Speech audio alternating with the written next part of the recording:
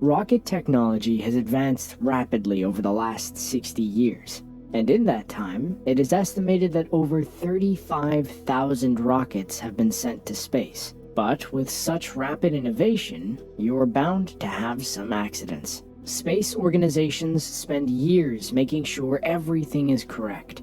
However, a single error can cause those years of work to go down the drain in a matter of seconds. From the United States all the way to China, here are 5 rocket launches that went horribly wrong. In October of 2014, NASA was set to launch an unmanned Antares rocket off the Virginia coast. The goal was simple: to deliver goods to the International Space Station, something that had been done many times before. Unfortunately, things took a different turn that day. When the launch began, it was business as usual, but that didn't last for long.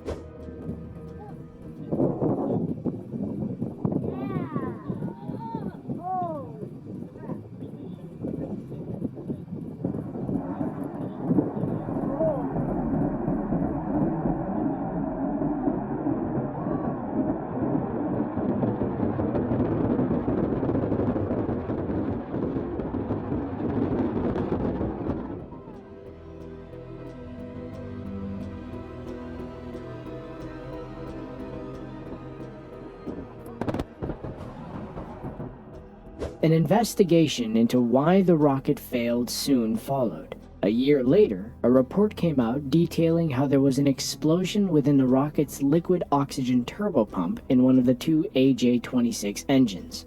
This caused the rocket to lose its thrust and come crashing back so close to the launch pad. The explosion was triggered when stationary and rotating parts within the turbopump came into contact with one another.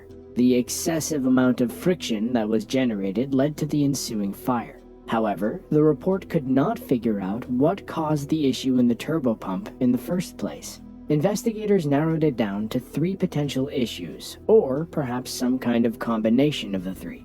It's possible the explosion occurred as a result of inadequate design robustness of the engine itself, which made it more susceptible to oxygen fires. It's also possible a debris such as titanium or silica got into the engine. Finally, there could have been a manufacturing defect within the engine. Investigators could not say for certain exactly what caused this disaster. Luckily, no one was harmed in this launch. On July 1st of 2013, a Russian rocket was set to take off. However, things quickly went askew when the rocket began to veer off course. You can see in the video how significantly it's skewing to the side, which can only mean disaster.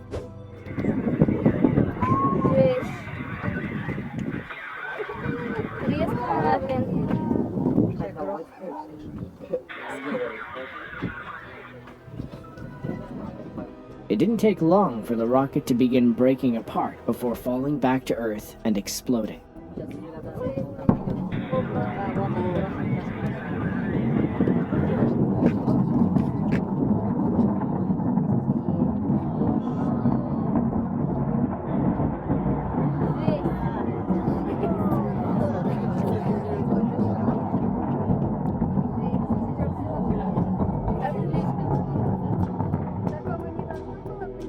Findings from later found that the failure was likely due to an emergency shutdown of the booster's engines and about 17 seconds into takeoff. An investigation was soon underway, with the problem likely lying with the rocket's engine or guidance system. Either one would have activated the emergency engine shutdown, causing it to come crashing to Earth. Luckily, the rocket was unmanned, but it was carrying 600 tons of highly toxic kerosene, amyl, and heptyl fuel, which were spilled all over the surrounding area. While the fuel did give off a poisonous smoke, it was partly contained thanks to nearby rain at the launch site. Unfortunately, the people of Baikonur, a town about 36 miles away from the launch, were still in harm's way. An alert went out telling them to stay inside with the windows closed until further notice. The rocket was insured for 6 billion rubles, which comes out to about 182 million American dollars. The failure came on the heels of a slew of rocket launch mishaps to occur in Russia. 3 satellites were lost in December of 2010 when a different Proton rocket also failed during launch. After this particular incident, all Proton rockets had to be grounded for months until a detailed investigation could be carried out to try to prevent future disasters. On January 17, 1997, a rocket that went by GPS IIR-1 was set to be the first Block IIR GPS satellite to set flight. It was supposed to operate as a component of the United States Air Force Global Positioning System, but it blew apart only 13 seconds after it took off. You can see how quickly things go from exciting to devastating in one humongous blast.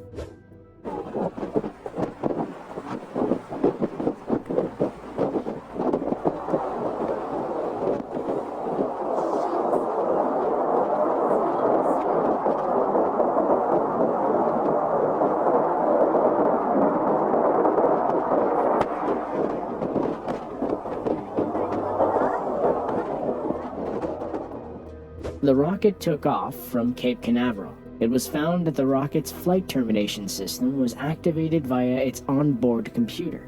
This detonated the explosive charges located around the rocket, causing it to go up in flames. When it exploded, the rocket was roughly 1,600 feet in the air, making it the lowest altitude explosion to occur at Cape Canaveral since the Atlas Centaur AC-5 disaster in 1965. Later, an investigation found that the failure was due to a crack in the casing of the number 2 solid rocket motor. This crack began to form at T+6 seconds, and it only got worse from there. At T+12 seconds, the SRB casing finally ruptured, resulting in debris getting stuck at the number 8 SRB right next to it. That led to the motor failing, and at that point, there was no hope of salvaging the mission. A manual destruct command was set to terminate the launch for safety reasons.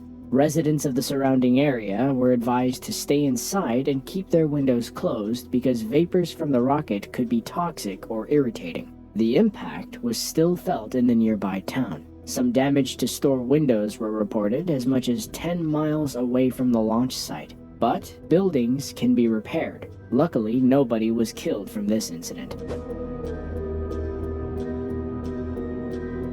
The Vanguard TV-3 was the United States' first attempt to get a satellite into orbit around the planet. The world saw several successful Soviet launches with Sputnik 1 and 2, so the United States designed the Vanguard TV-3.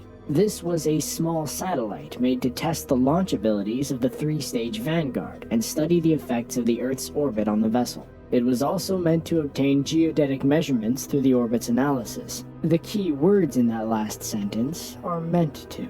The launch was set to take place on December 6, 1957. In just 2 seconds after liftoff, the rocket began to lose thrust. It fell back to Earth onto its launch pad. As it settled back onto the ground, the fuel tanks ruptured and subsequently exploded. The rocket was destroyed, and the launch pad sustained extreme damage. There were a number of failures during the year, and the United States promptly announced them. The first and most spectacular of these was Vanguard at the end of 1957. There were other Vanguard failures. All achieved takeoff, but trouble occurred either in the second or third stages. An investigation ensued, but they could not determine the precise cause of the accident. It's believed that the fuel system malfunctioned in some way. After the incident, the satellite was too badly damaged to be salvaged. However, it went on to be displayed in the National Air and Space Museum in the Smithsonian. On February 15, 1996, a satellite called Intelsat 708 was supposed to be launched from the Xichang Satellite Launch Center in China. However, the satellite itself was built by the American company Space Systems Laurel. You can see the rocket take off, and immediately you know something is wrong, because it's heading in the complete wrong direction.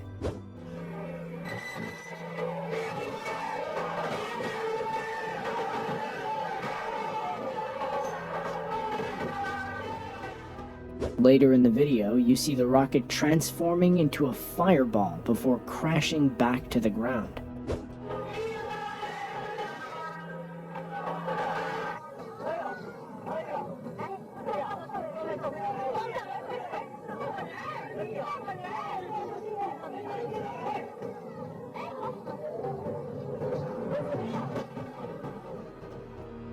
The rocket ended up crashing in a nearby village where 6 people lost their lives, according to a Chinese report.